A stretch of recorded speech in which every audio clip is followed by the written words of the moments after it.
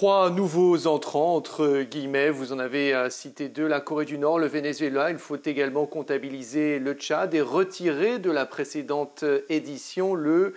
Soudan, après sans doute un lobbying intense, notamment ici à Washington DC. Le président utilise, comme il a l'habitude de le faire, son compte Twitter pour se justifier et expliquer que c'est là, selon lui, la meilleure manière de protéger ses concitoyens et leur sécurité, dit-il. C'est sa priorité numéro un. Un commentaire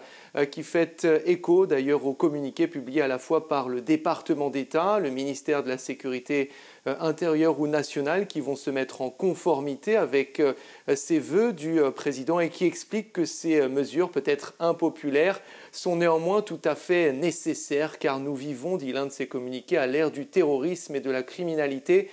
transnationale. Et puis un officiel de l'administration explique par ailleurs que l'ajout justement du Venezuela et de la Corée du Nord, deux pays qui à l'évidence ne sont pas à majorité musulmane, prouve bien, encore une fois selon cet officiel de l'administration qui s'exprime de manière anonyme, qu'il s'agit nullement de cibler une religion, mais plutôt d'avoir la sécurité des concitoyens américains comme priorité.